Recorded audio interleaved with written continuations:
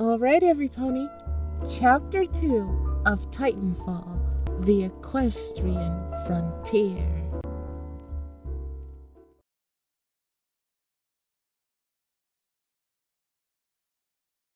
Chapter 2 Fate. Raw steel and iron sparkled as the setting sun reflected off the dozen or so militia ships entering the planet's atmosphere. The ships groaned in protest as the pilots took them through the thick cloud cover. Every loose bit of metal shook and rattled, and the soldiers inside latched onto whatever they could to stay on all fours. Eventually, they tore through the clouds, and the battle-torn Angel City came into view. Arcid black smoke bellowed out of the buildings. Distant explosions echoed across the surrounding deserts. From her view on the ship, Applejack could just make out the black dots of Pegasus fighters blockading the city. She squinted her eyes, leaning further into the window to snatch a better look. She just about ducked her head out of the way of a wayward bullet as it smashed through the ship. It whizzed past her head and narrowly missed the pilot behind her.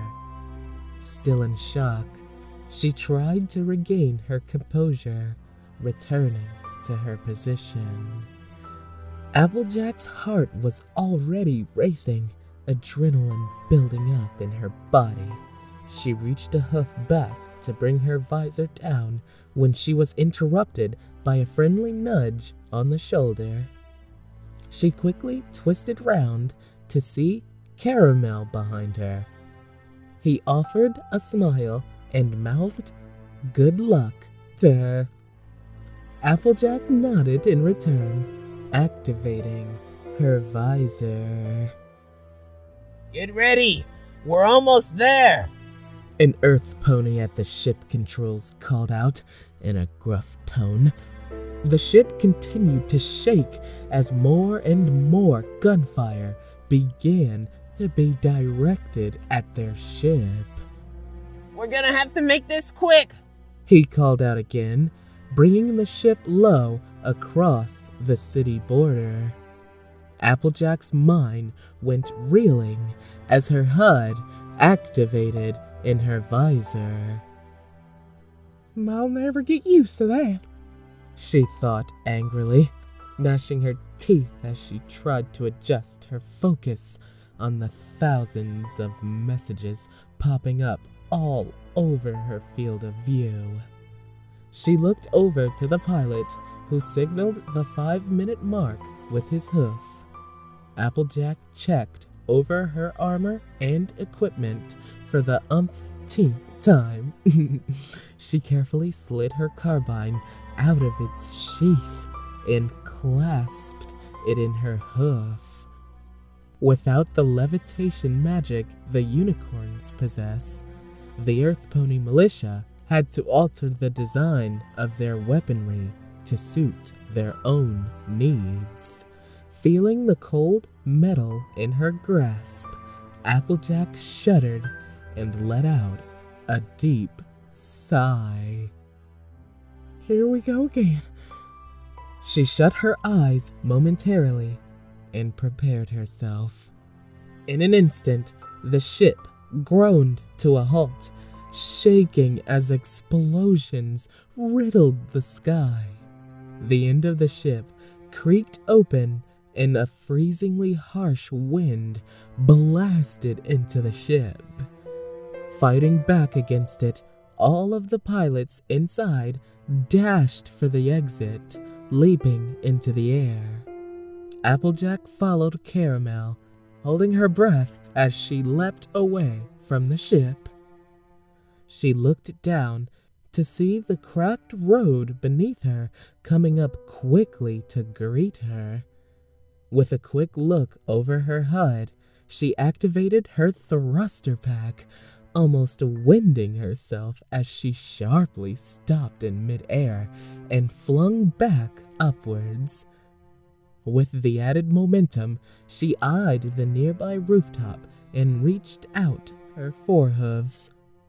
Applejack grunted as she grabbed onto the smoldering stone and lifting herself up.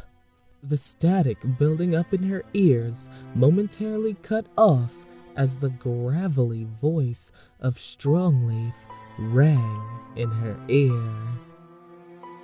All right, pilots. I don't even need to say why this operation is crucial. If we gain a foothold in this city, we have a chance to move in on IMC based in New Philadelphia. Once we do that, we begin our journey toward a free frontier for all Earth Ponies. Dozens of voices replied in unison before cutting off. Applejack. The mare's heart skipped a beat in surprise as the stallion addressed her directly. Applejack paused. What is it, Sugar Cube? She replied, biting her lip. I swear, if he sends me on another assassination assignment... Our sensors are picking up an HVT near your... Now let me stop you right there, hon. Applejack leapt onto the next rooftop in front of her, charging past one of the unicorn's specters to the left of her, hitting its head with the butt of her gun to make sure it didn't shoot her in the back. As sparks flew out of its face and its gears ground to a halt, Applejack started running again, satisfied with her work. You know how I work. I don't kill. Applejack, you've told me plenty of times. Strongleaf interrupted her. The stallion's voice had a touch of sincerity to it. But this is important. For what we can guess, it's a unicorn lieutenant. Fine, Applejack groaned, anger building up inside her. She didn't have time to argue with him for the 100th time. Just tell me where to go. Head south of your current location. Use the rooftops and you should be able to avoid the bulk of their soldiers. Just watch out for the Pegasi. The radio cut out before Applejack could reply. She let out a scream.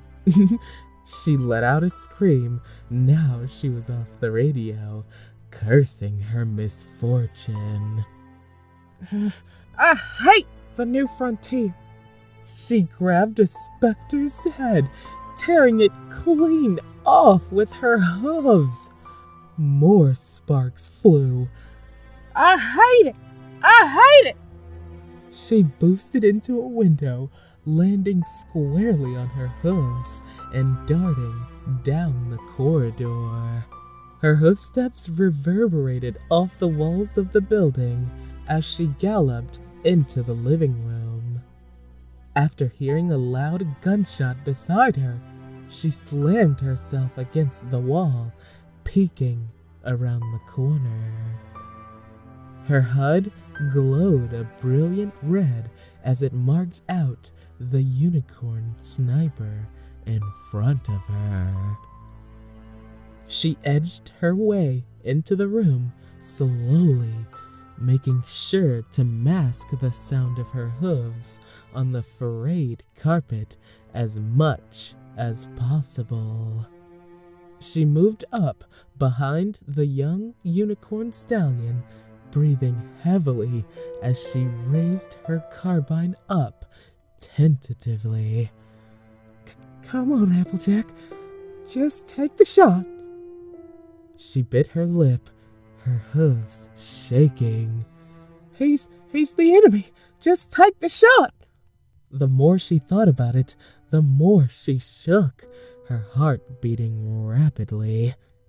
With a shaky sigh, she dropped the gun and twisted round.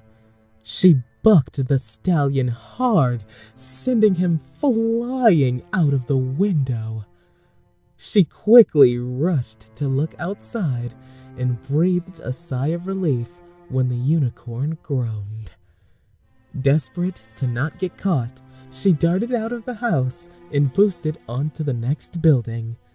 While she didn't like the war, hated it in fact, she found her nerves calmed and her mind soothed when she was gliding around the battlefield. Back in Ponyville, she'd often watch the Pegasi jealously, wishing she could join them in the air. And now she could. While small in numbers compared to the IMC, the militia had the power of Earth Pony engineering on their side. Over years and years in the frontier, they'd developed a multitude of tools. The two main successes being the thruster pack and the EPM's signature Titans. Even after fighting for years in the frontier, Applejack was still dumbfounded by the bipedal mechanical beasts that towered over everything on the battlefield. Their menacing designs struck fear into their enemies, and it took many soldiers to take one down. Coincidentally, Applejack struggled to keep her footing as a Titan powered past her. The pilot inside offered a friendly wave to her before continuing on his rampage down the streets. The surrounding buildings continued to shake for a good few minutes before Applejack deemed it safe to continue. Blasting past more specters patrolling the rooftops, the mare ran and ran, her breath becoming shallow as adrenaline of battle began to dissipate into exhaustion. Gratefully reaching her destination, she took a moment to sit on her rump and take a breath. Her HUD flashed thousands of warning messages across her eyes, her head aching in response. She shut her eyes, blocking everything out. She sighed and took off her helmet, welcoming the fresh air and cool wind racing through her mane. Sweat ran down her face, each drop glistening in the sunlight. Her ears still rang from the constant radio chatter and static she had grown used to. For the first time in a while, she could make out the sounds of ponies shouting and clearly hear every earth-shattering explosion around her. Opening her eyes again, she trotted across the rooftop, observing the platform nearby. "Guess that's my target," she groaned, her mind protesting as she put her helmet back on. As she expected, the 8 or so ponies in her vision were instantly marked red. She peered closer at the one in the center, a faint outline of gold surrounding her figure. "Let's just get this over with." With her emerald eyes fixed on the unicorn, she slid down the roof and broke out into a steady canter as her hooves touched the ground. Keeping steady proved difficult as Applejack attempted to avoid the cracks in the aging road, thousands of weeds seeping out of the concrete. As the platform loomed above her, Applejack gulped and said a small prayer. The same prayer she'd said to herself thousands of times before. Please let it not be twilight. Celestia, please let it not be twilight. Author's note. Well, I frankly didn't expect to be updating this story so soon, but then again, I didn't expect so many people to like it. So, here it is. I'm very new to writing scenes like this, but I hope it was okay for y'all. The end.